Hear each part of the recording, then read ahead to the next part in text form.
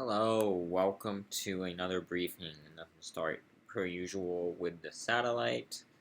Um, I'm just going to start out this briefing by saying I do tend to take things slowly.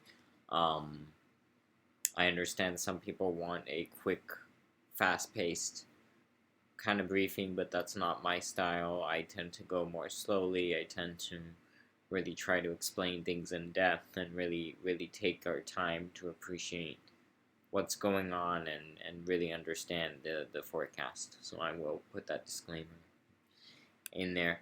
Um, and so we're gonna start out with the satellite here. We're looking at we had quite a bit of low clouds, ocean marine clouds, pushing into a lot of the valleys in some in northern California, most of the central California, the Salinas Valley, well into fog pushed well into the Salinas Valley this morning, well into the LA Basin as well, down towards Orange County, San Diego as well. And you see, we still have a pretty deep. That's because we still have a pretty deep marine layer um, at the coast because the ridge of high pressure aloft hasn't really fully established itself yet. It's still strengthening.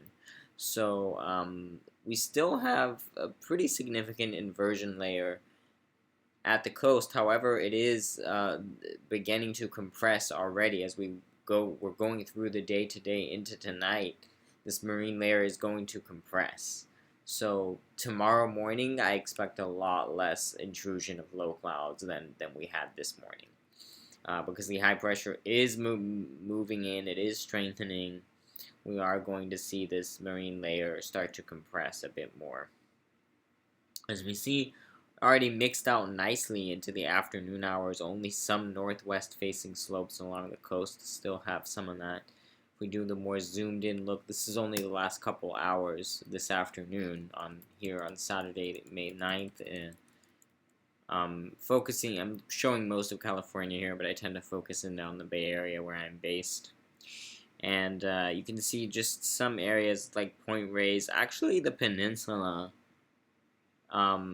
It's interesting, the National Weather Service was not thinking that this fog was going to push into the peninsula, places like SFO, until later tonight, but it's actually it did end up pushing into SFO around 4 p.m. and Monterey, I believe, is already Monterey and Salinas airports, I think, are starting to see some of that influence as well. So yeah, mixing out in a lot of areas. Inland did clear nicely, even some coastal areas like South Marin along the coast. It's enough of a northwest flow to kind of um, prevent some of that fog from really pushing in or help mix it out. It sort of mixes down drier air from up above and tends to give you a little more clearing. But northwest facing areas, and I suppose the San Bruno Gap, where it feeds into SFO, you get kind of a sort of facing northwest, west northwest in there. So when you still have quite a bit of ocean fog here that is getting infected in through those northwest facing gaps. Now tomorrow that'll be a different story. We'll have the marine layer a lot more compressed. We're really not gonna we're not likely to see it push in much further than we're seeing it push in tonight. I'm going to show you the reason. Let's actually start out with this map, which is the pressure. Basically, it's technically the height of air columns up to 18,000 feet, but we're going to just think of it as upper level pressure just to make it easier to explain what I'm trying to talk about here with the marine layer. So this is what was going on early this morning, and then this is throughout the day today. And then as we go through tomorrow, notice how this ridge overhead, These colors are darkening a little bit. That's the high pressure ridge strengthening. This blob here,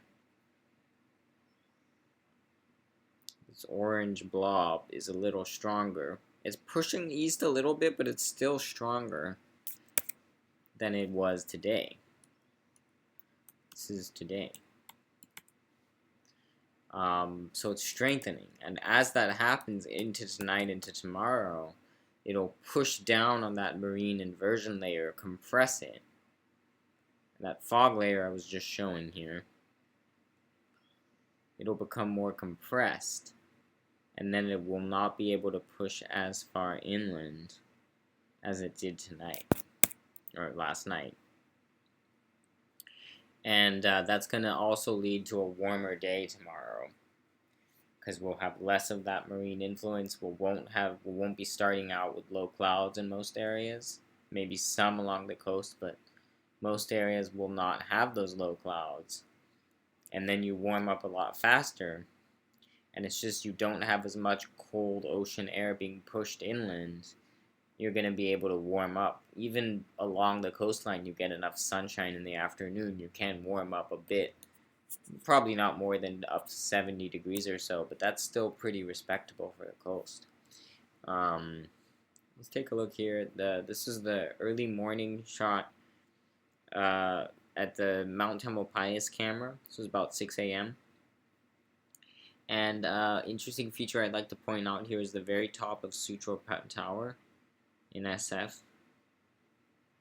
And you can see when the top of it is sticking out like that, that top of the tower is 2,000 feet. So that tells you the marine layer depth was just about 2,000 feet. Let's call it roughly 1,800 feet. And you can also look at the upper air balloon sounding that goes up from Oakland Airport every morning. There are other ways to assess the depth of this marine layer, but I think cameras and reference points are a really good way to get a solid picture of, okay, what is the depth of the marine layer right now? How far is that marine air pushing? And this morning we had a respectively deep marine layer because we had that little weak trough that came through the last 2 days, deep in the marine layer. High pressure is still building in today. This is sort of we're still in that transition phase. We'll have the warmest days. Warmest day likely on Monday. Tomorrow we continue the warm up. We peak on Monday. We likely cool off after that. But this morning, respectable marine layer.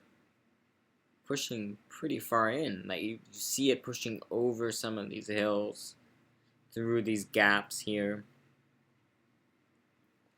It was a pretty respectable push of onshore push of ocean stratus clouds, ocean fog, ocean clouds. It's fog if it's touching the ground, otherwise it's a low cloud, but you get the idea. These marine clouds, this ocean fog or this marine layer here is pushing in, and it was a pretty deep push. See, tomorrow morning, this will be a lot more compressed. This will be lower. My guess is it'll maybe push this far. It probably won't push further in. And so a lot of these spots that have started out cloudy this morning will likely be clear tomorrow morning. This is the what we had for high temperatures today. Interesting, you can notice the signature of sort of that west-northwest wind flow off of the ocean. Because you noticed areas like SFO maxed out around 63 degrees. It was a chilly day. A lot of upper 50s along the peninsula here. See, a lot of areas were exposed, still pretty exposed to that cold west-northwest wind. Even into parts of the bay like Richmond stayed in the 60s. Hayward, Oakland Airport, 66. Hayward, I think, 66 as well. So there was still quite a bit of cold onshore wind pushing through the bay here. Quite a bit at the coast and bayside as well. So that showed because we had that deep push of fog. This is like more or less what the fog did this morning. And that's why a lot of these areas, they started out cloudy. You still had enough of a cold breeze during the day. Didn't get very warm. Tomorrow, if the fog is not pushing that far inland, a lot of these areas here will get a lot warmer. I mean, we had 80 up in San Rafael. We had, not showing here, but it's 70. It was 76 at my place in North Sausalito over here. Mill Valley hit about 80. And, yeah, I mean, warmer tomorrow and Monday. I mean, if we hit 80 today, at this point, I'm going to say pretty confidently, I would not be surprised if we get something like 88 San Rafael, maybe 90 on Monday. And we could potentially be close to 80, at least 80, 82 over here in South Marin, unless we get a much more significant onshore wind to kick in pretty early. But I mean, if it was 80 already in the first day of the warm up, I would be prepared for maybe a 90 on Monday. We'll have to keep an eye on that. I mean, Nevada also about 80 today. Further out west, yeah, West Marin was a little cooler. This is near my dad's farm, Blue Marble Acres. Only about 68 out there in West Marin, parts of West Marin. So still quite a bit of an onshore wind over there. I also expect a little less onshore wind for them, for that area, and consequently a little warmer tomorrow. Here's our long range pattern, or large scale. But I don't like to look more than a few days out, because with model guidance, it's becomes a lot less reliable when you go more than a few days out. But you can just get the picture here. Building today, tomorrow really continues to build that high pressure, and then Monday looks like the peak. Monday, it is pretty strong. It's pushing east, but it's pretty strong still. It's got a pretty good grip on the Bay Area. And this kind of setup, it tends to weaken the winds. I'm going to show you why a little bit. So what it does here, particularly by Monday, what we're looking at here is there's a little bit of high pressure. This is sea level pressure. You have this high pressure out here. You have some high pressure building here. Usually you just have high pressure out here and low pressure here, and you kind of get this onshore wind like this. But when you have, even if it's just subtle, if you have a little bit of higher pressure up here, the wind is going to turn more out of the north. You have counterclockwise flow, generally clockwise flow in the northern hemisphere around high pressure systems. And so you get a high here and a low here. Yeah, that's a west-northwest wind. That's what we're used to. That brings that cold onshore wind. But I mean, if you get a little bit of a high pressure building here, you can switch that to sort of a north-northwest at times. And if that happens, especially areas that are shadowed by mountains to the northwest, they do tend to heat up quite a bit. And South Marin would be in that category, because South Marin, I'll just go ahead and show you here. See, look at this. These mountains here, like places like Mill Valley, you have mountains to the northwest, like Sausalito, mountains to the northwest. You get a northwest wind, that ocean air gets often blocked by this, and then it comes around, it has to go into the bay here, but it gets blocked from this area. So this area can heat up quite a bit when you get that northwest wind kind of pattern. Instead of a west where it's coming through the gaps here, you get a northwest, and you can get a lot more heating under that. And we might have that on Monday because of what I'm seeing here on this computer model. See if you compare that to Sunday. That's Monday I'm more worried about, because Sunday you still have sort of an onshore, what I would call an onshore wind component. High pressure here, low pressure here. It's going to be something like this. It's still sort of west-northwest. Monday I'm worried it could turn a little more north, and if that happens, we could get really warm. I mean, it already looks like there will be somewhat of a shift to a north wind. It just doesn't look very significant. So inland air, that's why we're getting super hot inland on Monday. I mean, look at this Saturday. Your warmest inland areas are 82. Bayside, you're looking mostly 70. Coast, you're looking at 60s.